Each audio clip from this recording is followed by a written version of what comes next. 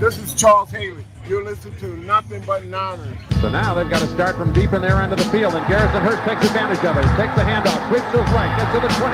He's at the 30. Needs to cut in. He comes back up the right sideline. Breaks the third tackle. Comes down to the 30. He's down to the 20. He's down to the 10. He's down to the 5. He's into the end zone. Touchdown! Touchdown! 49ers! 96-yard run from scrimmage. Garrison Hurst. Back to throw. In trouble. He's going to be sacked. No, gets away. He runs. Gets away again. Goes to the 40. Gets away again. To the 35. Gets back at the 30. To the 20. The 50. The 10. He dies. Touchdown 49ers. 7 on the Wallen's 27-yard line. 49ers into the backfield.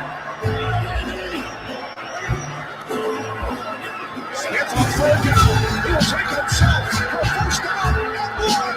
Touchdown. It's in. Touchdown. There's left hip. Third down. Alex takes the snap. Alex looking down and throws, and it's good. Touchdown. Touchdown 49. It is second down. Ryan takes the snap, goes to slant to the left side. It's Michael intercepted. The 49ers pick it. And Navarro Bowman is redemption. Navarro Bowman running it all the way for the touchdown. No greater redemption. Kaepernick shoots it. Hold everybody. Colin Kaepernick. What a game. Touchdown.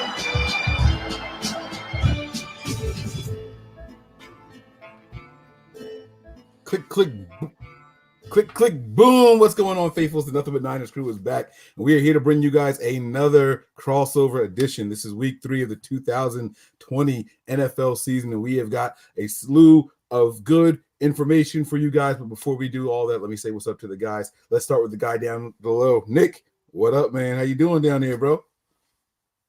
Oh, Nick's on mute. You don't even know it. Damn, you over there talking to me, too. That's because you muted me. What's up? What's going on, man? How you doing, man? Everything good down there? Yeah, everything's good, man. How's everything up there? Pretty cool, man. It's always like 5 degrees hotter up here. You know what I'm saying? So it's all good. Breezy, man, what's going on with you, man? How you doing over there? Hey, man, I'm doing good, man. How you doing? Same shit, different toilet. You know what I'm saying? I hear you, man. I hear you. Here, all right. And my guy Gio, what's going on down there, man? What's up? Oh, what's going on, guys? Happy to be here. He's like, yeah, these guys are crazy. He's about to I'm all for it, man. I'm all for it. Guys, we have a fun-filled show for everybody here today. Our special guest is Gio. He is Kid Blue. You see the handle down there. He represents the Giants on Fan to Fan Network, so it's another crossover edition. We're going to talk about this upcoming game. We've got a ton of injuries on both teams. We have a turf that we're all going to be worried about. Maybe Gio's not worried. I don't know. We're going to discuss all of that, and we're going to try to figure out which team has the best odds to win this game. Not who do we want to win, not how do we feel it's going to go, but which team has the best odds to win this game, with both of them missing crucial and key pieces. But before we do, let's give Gio the floor so he can introduce himself, let everybody know who you are, where you're from, and just, where they can find you. All right. Well, I'm Kid Blue, KB, Gio, wherever you guys want to call me. I represent the Giants on the FTFN Network. I'm here on YouTube at Kid Blue, just representing the Giants. I've been doing this for 5 years now. It's been awesome. Had great opportunities, especially to come on the show. Thank you guys for having me. I'm ready to get started. Yeah. Yes, sir. Yeah. So Gio, man, let's talk about this. So we'll go over the Niners injuries first. Okay. Obviously, you guys already know Nick Bosa has been placed on the IR. Along with Solomon Thomas, another defensive lineman. Looks like also Raheem Mostert will be out this week. Obviously, quarterback Jimmy Garoppolo, running back Tevin Coleman as well. D Ford, another defensive lineman, coming off the edge with back injury. Tight end George Kittle, a second week that we're not going to have George Kittle in the lineup. And then a new addition to the injury report is linebacker Dre Greenlaw and Ahkello Witherspoon listed as questionable. Dre Greenlaw will be listed as out, but Ahkello Witherspoon is listed as questionable. Not sure with a hamstring pull. That's like the injury list pretty much going into Sunday. Of those names that I just named, who is the biggest factor that you think missing can benefit the Giants? Is it a quarterback? Is it a tight end? In my opinion, it's definitely the edge rushers that were put on IR. Definitely that, because our offensive line has been struggling, to say the least. Well, it was both IR. Solomon Thomas and Bosa, right? They're both on IR. That is correct. Okay, so they're both on IR, and then D Ford's out as well, so that helps the Giants in a tremendous way. Obviously, the running backs as well. I would probably say. George Kittle has killed us in the past, I believe, too. So, I mean, pretty much everybody. You guys are just so stacked everywhere. So, I mean, anybody that's out for your team would probably be good for the Giants, an advantage for the Giants. Breezy, Yeah. he said that he thinks the edge rushers are probably the biggest help to the Giants. You know, Yeah. He's been watching our show. Yeah, he's clearly been watching the show, right? Because I sat there and said that Nick Bosa is more detrimental than Jimmy being out for a couple of games or whatnot. I'd say so. Yeah. And here's why. Let's not get it twisted, man. Daniel Jones will pull the ball down and run with it, but that's not his forte, right? He likes to throw inside the pocket. If we don't got the edge collapse in that pocket, he got the Jimmy Bobble. If we don't got the edge, I see he peeking in. If we don't have the edge collapsing, on those sides, man, and we give Daniel Jones some time to throw the ball, Mike, because he got some wide receivers. I don't know why 49er fans are not acting like Daniel Jones don't have some wide receivers, and Slayton being one of them. So because they beat up, they hurt. They're not all hurt. We are a little hurt, but yeah, they're not all hurt because the Golden Tate is back, right? Right, and then they got Darius Slayton is there. I think you are missing Shepard, right? He's out. Yeah, he's on IR with a toe injury. Thank goodness. All right. So now we just got to deal with the speed. I mean, because if we're struggling back there, like Nick said, look, you got two cornerbacks that looks like they may play, they may not play, and then we going into the depth, right? So if Verrett or Witherspoon doesn't play, and you give Daniel Jones some time to throw the ball, man, it could be a problem. But 49ers defense, then they got to step up. They got to, next man up. That's what it comes down to. Well, before we get into all this, so Gio, what are the injuries going into the game for the? Oh, hold on, Mike's got something else. I just wanted to chime in with who I think is going to be more detrimental for the Niners and giving more success to the Giants. You got to turn your volume up. Your mic is really low. Just push your cable back in. Yeah. Okay. I'll be quiet. When he leave, I'll be talking again. Now you're completely out. Now you're gone. Yeah. All right. Well, Mike's trying to get those microphone complications. I don't know why he just doesn't go out and buy a new one. We've only been fighting with him for like 3 years. Okay. 4 or 5 months. You're on mute now, so if you're trying to talk.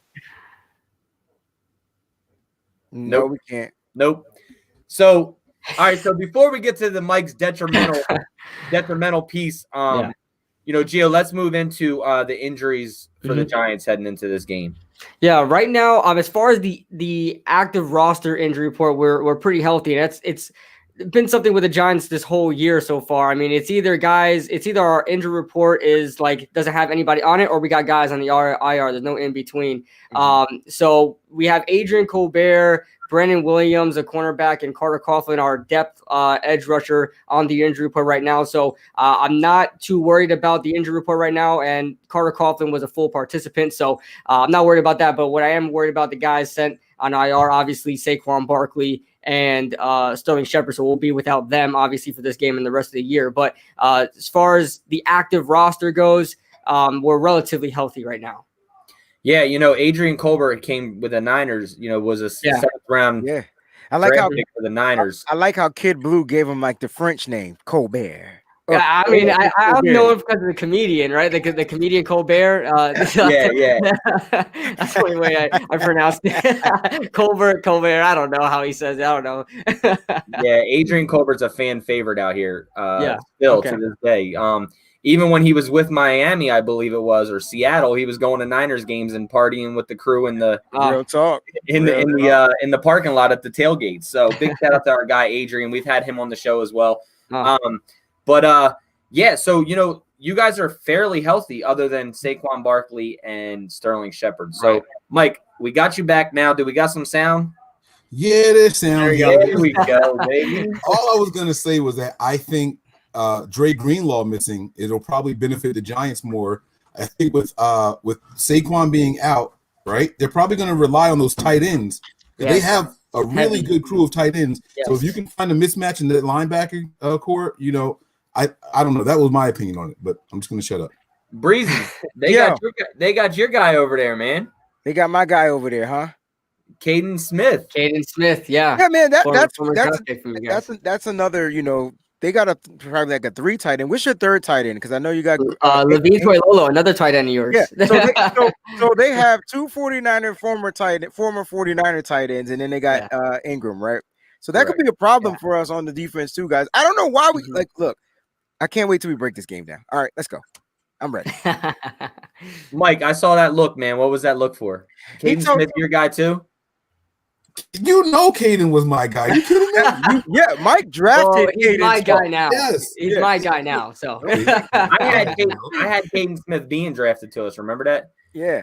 But anyway, either way, Mike just likes those lower end tight ends because they're not making so much money. He just don't like anybody that makes money on these teams. So that's why he loves Caden Smith. But no, I'm just messing around.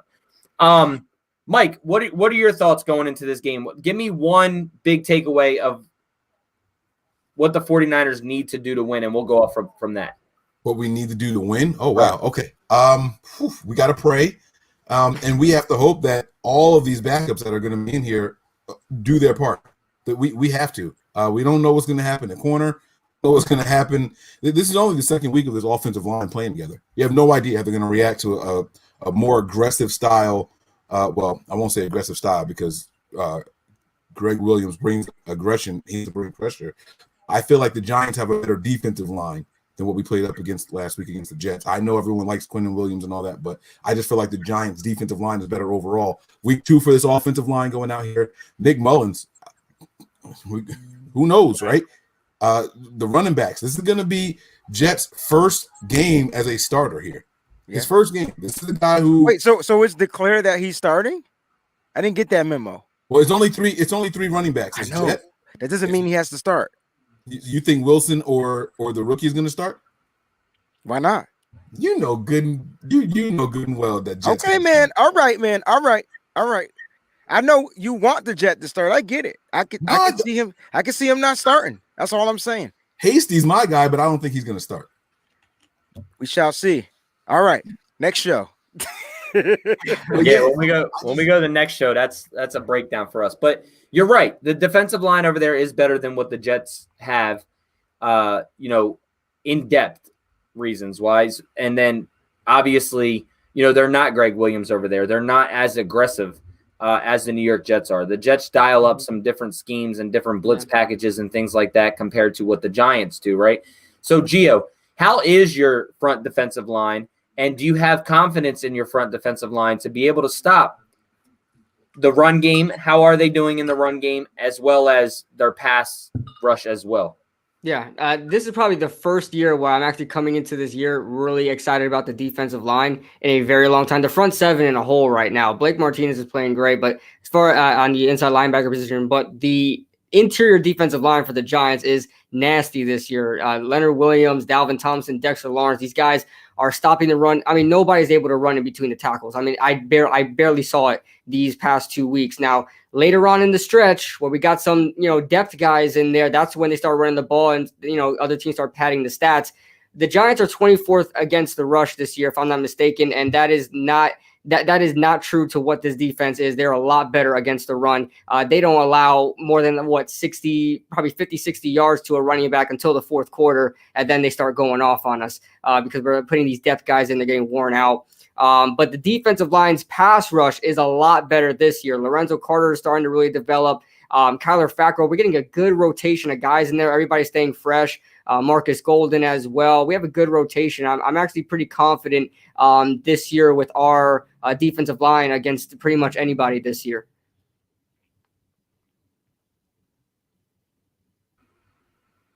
Yeah. Mike, what are your thoughts on that? And then we'll go to Breezy. Yeah, no, it makes a lot of sense, and that's why I think this game is going to be a lot tougher for the Niners than most Niner fans think. I honestly do. So I'm just going to shut up until we get to the predictions on that part. Wayne, you said you agree with him. Do you agree with that? I do agree with Mike. I mean, A, we're on their home turf. B, I just feel like with us being depleted, it's a little bit closer. It's a little bit more even. The 49ers, I still do believe, are the more talented team. Don't get it twisted. But the question is, the question is, can they go out there and put that talent together, right? And that's my only issue. We're going to have to just sit back and watch. I don't think that the Giants suck. I know that they're 0-2, but he said it. Kid Blue said it right, man. They do stop the run, but they can't sustain stopping the run throughout the whole game. That's a problem. That's the problem. If that's Kyle Shanahan's game plan, then we got to stick to it. You get what I'm saying? So I think the game is going to be a little bit closer than what people think that is going to be. I'm hoping I'm wrong, but I think that it is. All right, so let's base this question off of this, what we just talked about with being able to stop the run, right? The Niners are down 2 of their starting running backs in Raheem Mostert and Tevin Coleman. Yeah. We're basing this off of Jerick McKinnon, who, like Mike said, hasn't started a game in, ever. I mean, he started in Minnesota, right? No. And then on top of that, you got JaMychal Hasty, which is an undrafted guy who's been on our practice squad called up. And then a guy in Jeff Wilson Jr., who is a former receiver, I believe, or former receiver, You're on it. Playing as well. Now, Gio just said that, they're really good at stuffing the run between tackles for the last 2 weeks, other than the fourth quarter. We like to get outside. What kind of run game are we going to have? Are we going to still continue with the outside zone? Of course we are. Right? Or with a guy like Jeff Wilson Jr., who's more of a pound the rock type of guy as well, through the between tackles, and a JaMychal Hasty, who is a bull type of guy as well. And then is Jerick McKinnon going to be that third down back, and you're going to run Jeff Wilson Jr. and JaMychal Hasty to the ground as your running backs, right? So what are your guys' thoughts on this? And do you think that we can be successful in the run game going up against the Giants defense, who right now is ranked 24th in the NFL against the run, but doesn't look that way on tape? Go ahead, Mike. You got it, dog. All right. So I'm going to start with reminding people how important tight ends are in our run game. The blocking of tight ends is really, really important. Kittle not being here, we're going to have to depend on a guy like Jordan Reed, who blocking isn't really his forte. Keep in mind, Jordan Reed, with his time with the Niners, only played 38 total snaps. 2 games, 38 total snaps. I feel like if they take him off for better run blocking from like a Ross Dwelly, right, then you're kind of showing your hand. Oh, well, Dwelly's in there. It's probably going to be a run. You know what I'm saying? So Kyle's going to have to try to come up with some creative way to effectively run the ball. And I think it could be a struggle. It could be. Now, if they do tosses, if they end up doing a game plan almost like how the Saints do with Drew Brees, right? Drew Brees is the most successful at the 3-yard running plays. Like, he throws the ball to his running backs 3 yards away, and then they do all the work. If we implement something like that with Jet, or like you said, how Wilson is a former wide receiver, right? He can do it. He has good hands. If they implement something like that, I think the running backs could have a successful game. But as far as the stats go and running yards, I don't think it's going to be that high of a game.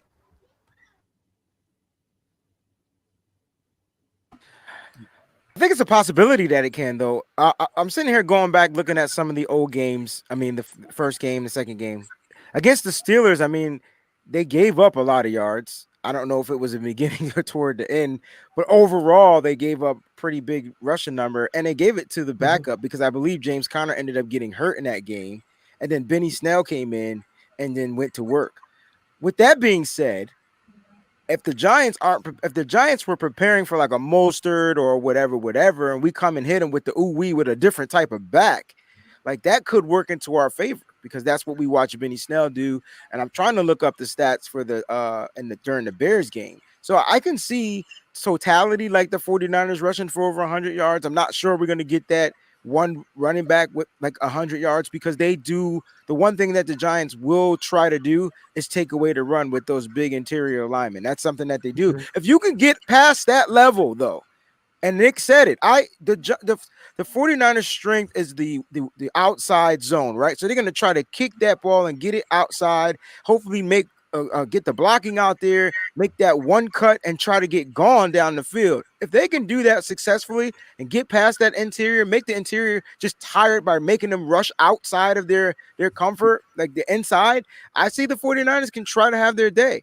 The question is, can they do it on this field and sustain it and continue to do it, for 60 minutes? Well, not whole 60 minutes, but play that type of game style for 60 minutes.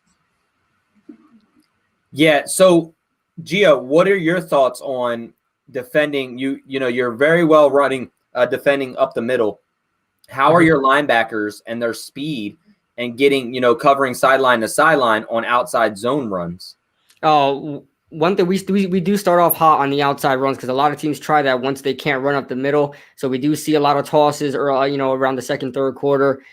Blake Martinez is a guy that is a tackle machine. He's having a fantastic year with us so far. I've been very surprised to how much I'm seeing him pop up all over the field, outside, inside, tackles for loss. But a guy you have to really keep in mind of is not a linebacker, but a safety, Jabril Peppers. Yes. Jabril Peppers has been all over the place so far this season, whether covering a tight end or defending outside in a running situation. I've seen a bunch of tosses, including last week's game. They try to get outside with Montgomery, and Peppers was there almost 100% of the time. So definitely, you guys probably have a better chance of running outside than inside. I have a feeling that, every team tried to test us inside. It's not going to work. You guys are going to eventually try to bounce it outside. Maybe you'll get Jabril Peppers to make a stop or two. But one thing I will say for the 49ers, the key to success is running the ball consistently throughout the game. And that's the same thing I have for the Giants as well. Just stick to the game plan. Just keep running the ball, and eventually you'll break one out. I see that pretty much for both sides, Giants and 49ers. Now, talking about running backs, how much of a factor do you think that Devontae Freeman is going to be that you guys signed him? Is he going to play this week? And how much of an impact do you think he has on your offense as well? Oh, yeah, I definitely think he's going to play this week. I don't know, because a lot of people are like, going crazy, picking up on waivers and stuff like that and on fantasy football. And I don't think he's going to provide that much of an impact. He's going to come in here and be our savior. Listen, Saquon Barkley was struggling behind this offensive line. It's not great run blocking. It's better pass blocking, but it's not great run blocking. It doesn't matter who you throw back there. Devontae Freeman is probably going to have 8 or 9 carries. They're going to run a committee type thing. He'll be the primary ball carrier this week. Even though he's new, he's just a lot better than Dion Lewis and Wayne Gallman is. I mean, Gallman has a fumbling problem, and Dion Lewis can't get more than 2 yards to carry. So, I mean, it's very hit or miss with our running back. So Devontae Freeman gives us the best chance right now. It just sucks that he comes in and we're pretty much throwing the load on him right away.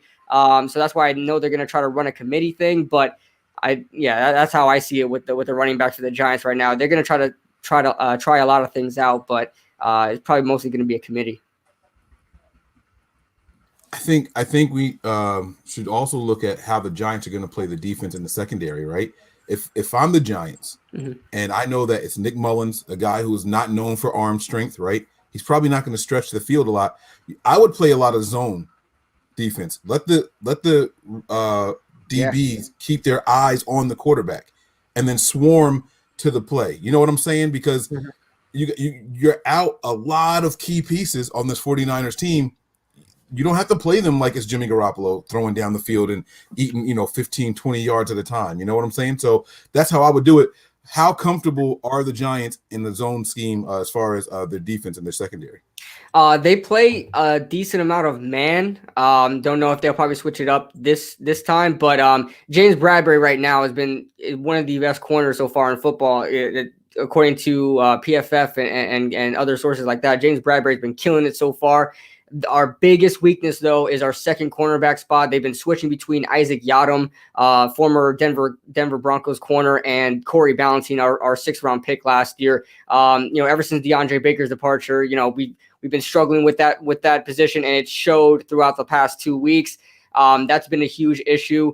So we definitely have to try to, roll coverage and try to help that second corner out a little bit. Whether that be with Logan Ryan, a former corner himself, or Julian Love, but that's definitely how they're going to probably have to play it. I think James Bradbury will be fine on one side. They're really going to have to help that second corner. As far as the slot corner goes, Darnay Holmes, our fourth round rookie, he's been looking pretty decent, a lot better in training camp. He looked a lot better in training camp. He's been giving up a couple of catches the past 2 weeks, but he is a rookie. But I'm still confident in Darnay Holmes. But I'm pretty confident in the secondary.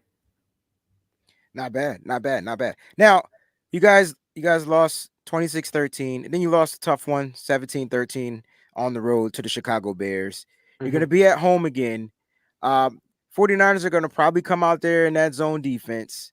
If the 49ers play zone, like I think Mike was kind of like alluding to, like, how do you feel your quarterback is going to be able to attack that? Like, is he going to get, frisky in the pocket? Is he going to get, fluttered and all that type of stuff? Is he good at escaping the pocket? Is he good on the run? Is he good at throwing on the run?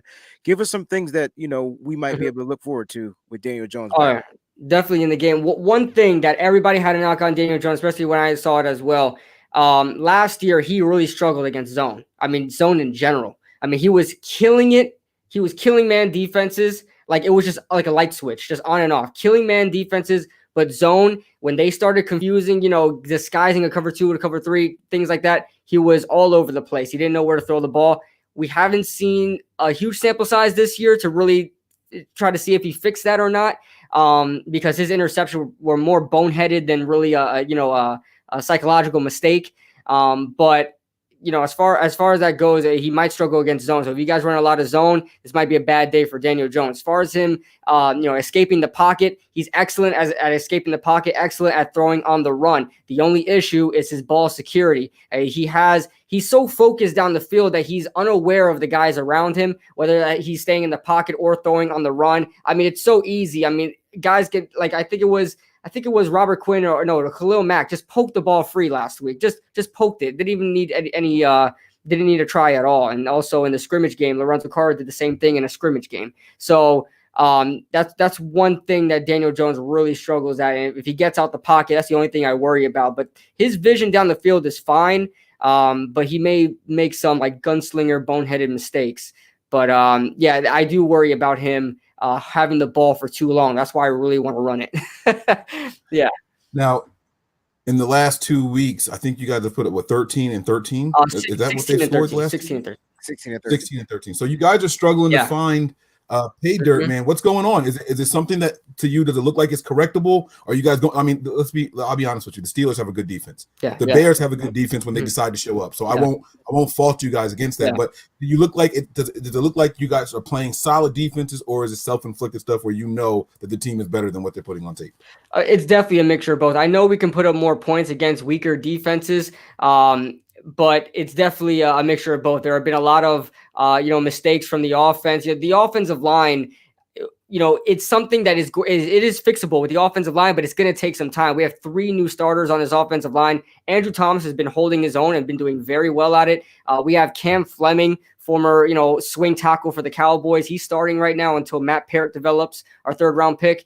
And then we have a former tackle / former guard playing center and Nick Gates. So, this is his first time playing position. So, and I mean, these guys are decent. They've shown flashes, but they really need to develop a chemistry. That's been the biggest problem so far. These are the right guys. The only thing is that we need more experience for them. There's no preseason games for them to practice. On top of that, practices aren't very, hands-on when it comes to the trenches anyway. So the offensive line just needs time. I don't think that it's going to fix itself this week, though. They're going to need another 5 weeks or so to really develop a chemistry. So you guys will probably, even with the backups you guys have, especially losing you guys the top 3 pass rushers, I have a feeling you guys are probably still going to blow up the offensive line, especially against the run. We've been decent against the pass. Decent. We've been bending, but we break later in the game. But against the run game, I mean, there's no hope. There's no hope right now until this offensive line develops. But it's fixable, just not yet. How much harder is it going to be for you guys to win this football game if you can't get a run game established? Going up, even though we lost 3 defensive linemen, we still got guys that you probably heard of before. Ziggy Ansah, we just signed. Deion Jordan is called up from the practice squad, who, obviously they're both, I think, was Ansah a first round pick or was, so Ansah and Deion Jordan, both former first round picks. They come in here. Obviously, our rookie Javon Kinlaw is going to have his third game under his belt. Eric Armstead. We still have a lot of depth in this game, right? And then Kerry Hyder, who was another former Lion guy who excelled under Chris Kocurek. So 3 guys here. Well, not 3 guys. Sorry, Deion Jordan didn't play under Kocurek. He came the year after. But Ziggy Ansah, Kerry Hyder, both played under Chris Kocurek in Detroit. Both have had really good years under him. Now they're both back. So Kerry Hyder's filling in as well here. So even though we don't have the Nick Bosas, the D Fords, the outside guys, Eric Armstead is used to playing the outside as well. Getting guys like Ziggy Ansah coming in. How important is it? And I know it's important for any football team to establish a run, so you're not one-dimensional. But do you see it to be a long game if you can't establish a run game? And with the committee there that you're having with Devontae Freeman and what's his name? So, do you see it to be a long day for Daniel Jones playing in a zone coverage type defense, not being able to establish a run game? Do you see it to be a long day for Daniel Jones? Yeah, and the past 2 weeks really showed that. We haven't been able to establish the run the past 2 weeks. And look, we've only scored 16 and 13 points in those 2 games, respectively. And, everybody knows Jason Garrett. Everybody knows about his time with the Cowboys. He's all about running the ball. I mean, that's pretty much the Cowboy way, and Jason Garrett was a part of that. So the offense that he's establishing with us, he's really trying to put focus. That's what he was trying to do. These past 2 games was really trying to put focus on Saquon Barkley and try to run the ball. It's just not working. So what happens after that? They start to panic. They start throwing the ball downfield. Quarterback starts making mistakes, and it's going to, if you can't establish the run game in Jason Garrett's offense, it's going to be a long day because the first thing he does is run. I mean, first down, he's running, so it's going to be difficult. For Pittsburgh, it was a problem. Right off the gate, it was a problem. Chicago, Saquon started off strong. Obviously, that's when he tore his ACL. Deion Lewis tried to do all he can do. He had all these acrobatics just to get a 2-yard gain. And it was a long day for the offenses. It was a long day. So we definitely, if we're going to win this game, I don't see a great chance in us winning this game. I'll be honest with you. But if we're going to win this game, we have to run the ball. There's no way you can have Daniel Jones throw it 45 times and he's going to win the game. He's not there yet. Yeah, I agree. I understand. Yeah. I feel that. Well, I mean, my thought, if I had to give thoughts, I mean, I feel the same way. I mean, we have a quarterback that we don't necessarily know how he's going to perform as well. But we have to do the same thing. We have to establish the run. I think every team that plays in the NFL wants to establish the run, right? It allows the quarterbacks to run play action passes and do all these different types of things. I guess my question, and you kind of alluded to this, the 49ers are still ranked number 11 with all the slew of injuries, right? The defense somehow is ranked number 11. Right. Be honest.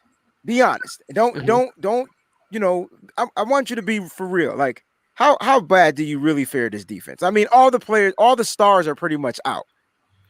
I don't fear the defense from a personnel standpoint. I fear the defense from a coaching standpoint. The Giants are very inexperienced coaching-wise. They brought all these guys together with no preseason. They really show that they're struggling with in-game adjustments, halftime, halftime adjustments, things like that. Your 49ers team are coming fresh off of a Super Bowl appearance. They have their coaching set. They have their chemistry of guys. That's what I'm really worried about. With great teams that are coached well, you look at the Patriots, they never have a great roster. They're coached well.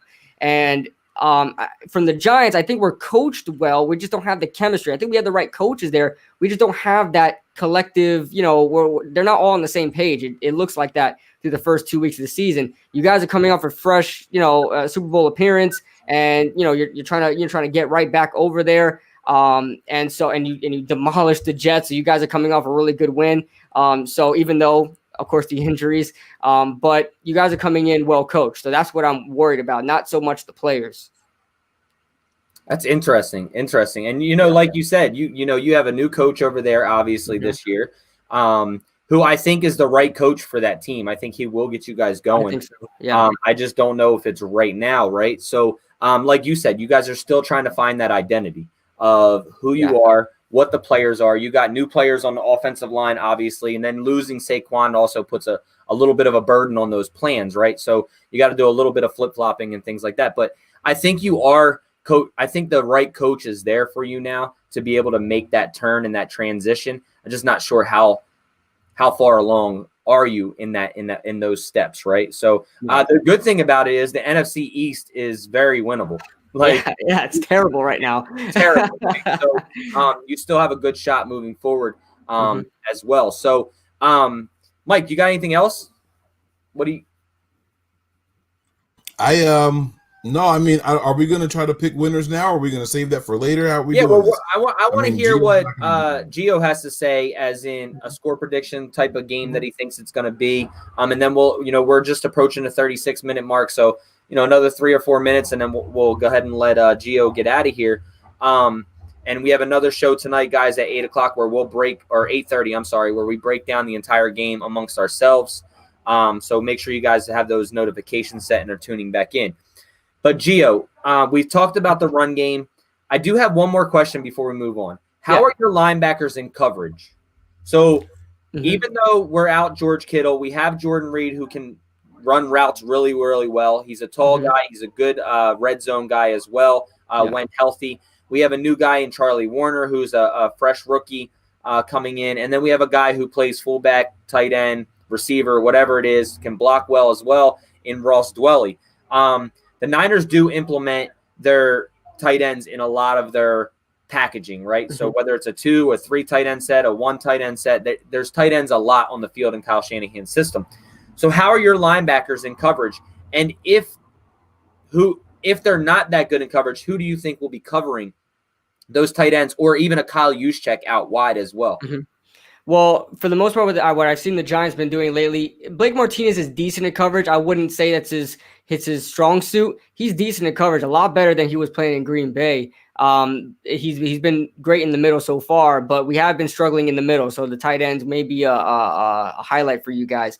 But the guy really to cover, running backs out the backfield, on the outside, or tight ends out there in the seams is Jabril Peppers and Logan Ryan and Julian Love, the safeties out there. That's what Patrick Graham's. He loves to use those guys in those situations. So as far as the linebackers go, they're pretty much there to help stop the run. In case of a play action, they'll probably bite, because that's what I've been seeing so far this season. But Jabril Peppers has been the guy to cover the tight ends out the backfield. So a tight end off the line. So that's how I see it.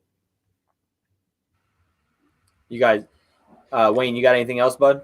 Yeah, I'm excited to watch that matchup though, because I know all about Peppers, man. Go blue, right? So I'm a Michigan guy. But here's the thing, like, we're talking about a tight end that can run routes. He had to cover, Eric Ebron. He's more of a red zone type guy. He's not big route runner. Who'd you have to cover for the Bears? Nobody, right? So now he's gonna have to go up against a tight end that's a somebody. Right. So we're talking Jordan Reed. I mean, he's not George Kittle, but he's still Jordan Reed, and he's getting his footing.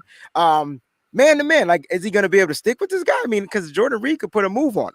Yeah, Jabril Peppers and the Giants have Jordan Reed's a former Washington Redskins player, so we are very familiar with him. I know the defense isn't, because there's a bunch of new guys, but we've been able, for the most part, when he was in Washington, to keep him in check. But Jabril Peppers has been great against tight ends. Of course, there have been guys that have been able to torch Jabril Peppers, and it's on and off. It's hit or miss. But I'm decently confident in Jabril Peppers. You may get a couple on Jabril Peppers. I'm not gonna lie. But here's the thing. Last week we had a couple situations where it was confusing to me, where like Darnay Holmes is he's like a 5'10" corner. He was matched up on one of the Chicago Bears tight ends. I'm not sure. I don't think it was Jimmy Graham. It's got to be. I think it was like Cole Kmet or something like that.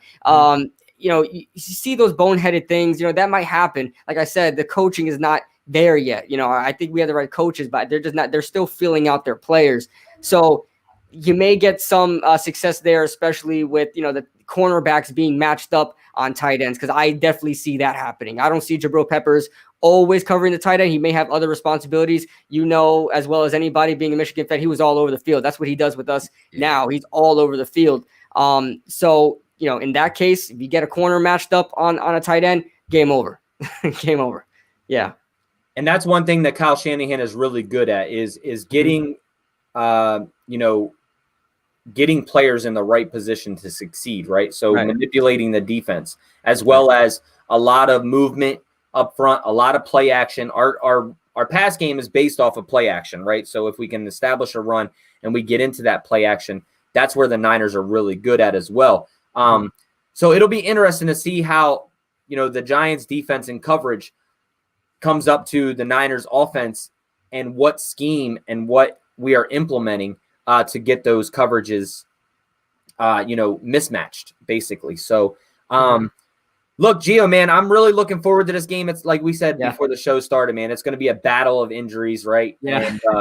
And, hopefully no more injuries on this turf field. We didn't even talk about the field real quick. So let's do that real quick. What are your takes on MetLife and their field? Do you see it being an issue going forward, or do you think that this issue will get better and it was just kind of a bad luck type of thing? I'm not sure, because we've had the field for a couple of years now, so I don't know really what happened. I mean, we played there week 1. I mean, we didn't have any significant injuries. I don't even think we had much injuries in week 1. Monday Night Football against the Steelers, I'm not sure what happened. I mean, it had to have been the field. I'm not going to deny that. I actually think it probably is the field. I don't know what kind of changes were made. I don't know if that's a completely new field that they put in there. But I'm very interested to see, and I'm very worried to see what happens, in MetLife, because just because it's our field doesn't mean our players won't get hurt too, So I definitely, for both of our teams' sake, I hope whatever happened was fixed. Whatever happened, they investigated it and it's okay. But and no doubt in my mind that was the field. I mean, there's no reason why all of those guys should get hurt and multiple IRs in one game. It's just ridiculous. So I am worried about it. Mike, you got anything else, bud? No, man. Let's do who you got. Let's end it with that, right? We want to pick now, or because I'll kick it off here. I think it's going to be a low scoring game, guys. You look at the numbers from Vegas, right? The Niners, and this game has a second, or it might actually be the lowest. Actually, I think this is the lowest over under for the entire. It is at 42. So it's the lowest. So in all these backups out there, I think it's going to be a close, scrappy game. You could end up seeing something like 17-18 as the final score and all. And I'm not going to lie, when we were coming into this and before we started talking to Gio, I was thinking that the Giants might actually edge it out. I really was thinking that, right? A lot of new pieces, and he was talking about they have talented players, they have good coaches, but there's no cohesion yet, right? Well, we have the talented coaches, and that's what he kept pointing it out over and over, that you guys have been through this. You guys have been through the injuries and all. And he actually swayed my opinion. So I'm going to take the Niners to win this game. And I'm going to say 22-16 49ers. All right. Breezy, why don't you go? Are you going to you're not going to be here later, so go ahead and give your score prediction now. I also have this game being close, a lot closer than what we think. I have a 4-point game, actually, to be honest with you.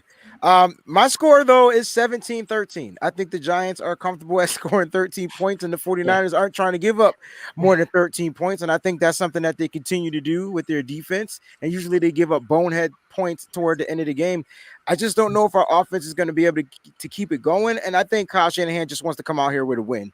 I don't think it's all about putting up numbers. Now, if they give them something different and opportunities come and whatever, it could be whatever. But I think this game is going to be closer than what we think, and I think it's going to be 17-13 49ers.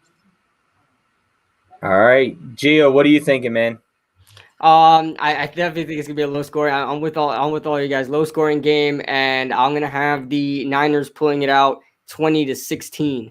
I think the defense plays a little better. Nick Mullins, I'm not very worrisome about Nick Mullins. Definitely if Jimmy Garoppolo played, I think it would be a problem. But I think the Giants will hold their own, but I think the offense will still have some struggles even against the beat up defense.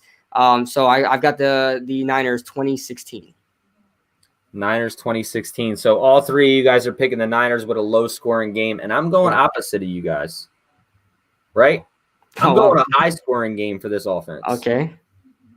Wow. I'm gonna go a high scoring game for this offense. I'm gonna go. We ain't had one high scoring game this year except for that 31-point game.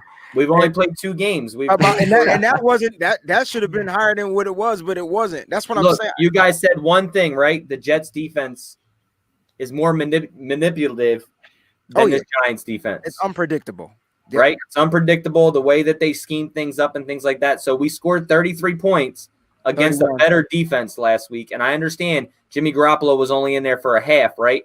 But I still think Mostert went out last week in the second half. Tevin Coleman went out in the second half, right? Late in the second half. But I still think that the Niners rout the Giants this week. And I'm not trying to be that, homer, I guess you could say. But I think that this team needs that confidence booster, and the guys that are stepping up are going to come in here and play to allow them to know that it's okay that they lost these guys. This is an NFL team they're matching up against. It doesn't matter what the record is. They can go out here and lose this game. And I'm a big guy for trap games, right? And I just don't think this is one of them. I got the Niners winning 33-13. And all right. And I think that we give you guys some points and things like that, but I think that your run game, you're not going to be able to get anything. Or even this is a perfect team with an offensive line playing the way that they are for us to come in here and get that confidence of guys that haven't been on the field. Deion Jordan, Ziggy Ansah, Javon Kinlaw in his 3rd game. I think the defensive line actually eats a little bit better this week. And one big thing you mentioned earlier in the segment is that you have some guys that can't hold on to the football, right? And one of our biggest guys on the field, Quan Alexander, had 6 forced fumbles in week 1. They come punching. Wow. So you said it yourself with Daniels Jones, the ball just being touched and coming out. So these guys are going to make an emphasis to do that. And I think the Niners have at least recover at least 3 turnovers in this game. And that's why I'm going to go big. And I think that's the difference is the turnover ratio to where the Niners can still put up points. And that's where I'm going to go 33-13. Okay. So, but look, Gio, man, it was a pleasure having you on, man. If you do any shows and you want us on, let me know, if you're doing anything. So, but man, it was a lot of fun. It's going to be a fun game. Like you said earlier, and I said earlier, let's just hope that, everybody comes out of this game injury-free. Yes. That's a big thing on, I think, the players' minds as well as the fans' minds. We can't afford, any team can't afford any injuries. And, I don't care what team it is on. As long as people come out healthy, I'm good with that. Let's have a fun, safe, really good football game. And, I appreciate it. And then, Mike, you got anything else? And then we'll go breezy and then we'll get out of here. Yeah, man, Gio, we appreciate you, man. You're very knowledgeable.